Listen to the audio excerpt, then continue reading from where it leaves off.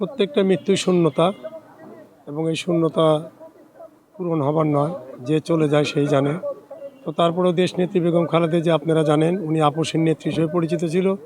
বাংলাদেশে কোনো নির্বাচনে কখনো সে পরাজিত হয় নাই, এবং এই দেশ থেকে কখনো সে যায় নাই। তাকে অনেক বিতাড়িত করার চেষ্টা করা হয়েছে, সাজা দেওয়া হয়েছে। তারপরে সে বলছে বিদেশে আমার কোনো ঠিকানা নাই, এই দেশে আমার একমাত্র ঠিকানা। আজকে বাংলাদেশে 20 কোটি লোককে কাঁদিয়ে সে চলে গেল।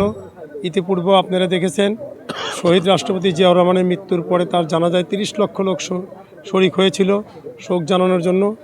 আজকে আমাদের কোনো ভাষা নেই, আজকে আমাদের বলার মতো কোনো কিছু নেই।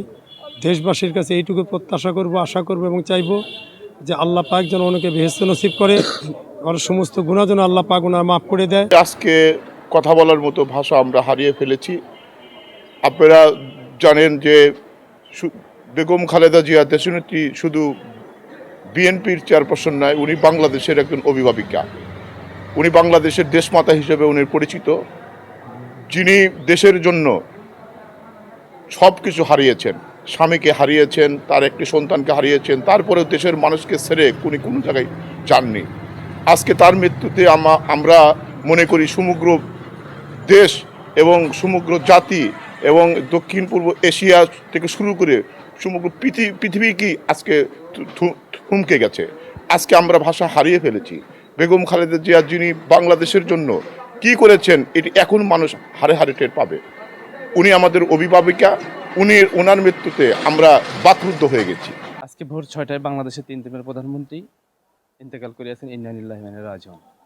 আসলে দেখেন, বাংলাদেশের গণতন্ত্রের জন্য উনি লড়াই সংগ্রাম করেছেন, এবং ওনাকে একটি মিথ্যা মামলা দিয়ে কারাগারে নিক্ষেপ করা হয়েছিল, এবং চলো প্রয়োজনের মাধ্যমে তাকে হত্যার উদ্দেশ্যেই এই কাজগুলো করা হয়েছিল। আসলে ইনি ধুকে ধুকে মৃত্যুর কোলে ঢেলে দেওয়ার কারণেই আজকে মৃত্যু হয়েছে। আমরা আসলে আমাদের গণতন্ত্রের মা দেশনেত্রী বেগম খালেদা জিয়ার মৃত্যুতে আমাদের কোনো জ্ঞান হারিয়ে ফেলেছি। আমাদের কোনো ভাষা নেই। আমি কি বলবো আপনাদের সামনে? এই ভাষা আমাদের সামনে আমাদের মুখ দিয়ে আসতেছে না।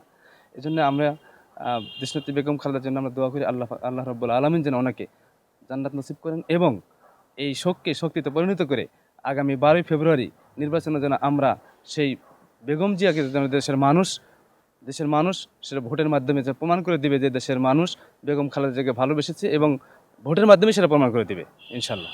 দেশনেত্রী বেগম খালেদা জিয়া বাংলাদেশের অভিভাবক হয়ে উঠছেন, তিনি সর্বজনীন হয়ে উঠছেন। আজকে বাংলাদেশের যে সরকার ও প্রধান উপদেষ্টা, উনি তাকে বিশেষ ব্যক্তি হিসেবে ঘোষণা দিয়েছেন।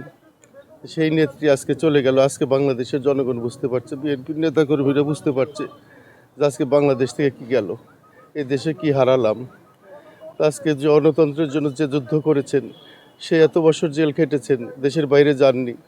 তার কথাটা আপনারা জানেন, যে বলেছেন যে দেশের বাইরে আমার কোনো জায়গা নেই, এই দেশের মানুষ, এই দেশই আমার আপন প্রিয়, এর বাইরে আমি যাব না, দেশের বাইরে যাব না। সেই নেত্রী আজকে মারা গেলেন। তো আপনারা মানুষের কাছে দোয়া ছাড়া আর কি, দোয়া করা ছাড়া কি চাইবো, কি বলবো? তারপরেও আল্লাহ যেন তাকে বেহেশত নসিব করেন। 18 কোটি মানুষকে ইতিম করে বেগম জিয়া আজ চলে গেলেন আমাদের দেখে। তবে ওনার শোককে আমরা শক্তিতে রূপান্তরিত করে এই জাতিকে আমরা, উনি যে চিন্তা চেতনা করতো এই জাতির জন্য, সেই চিন্তা চেতনা আমরা বাস্তবায়িত করব।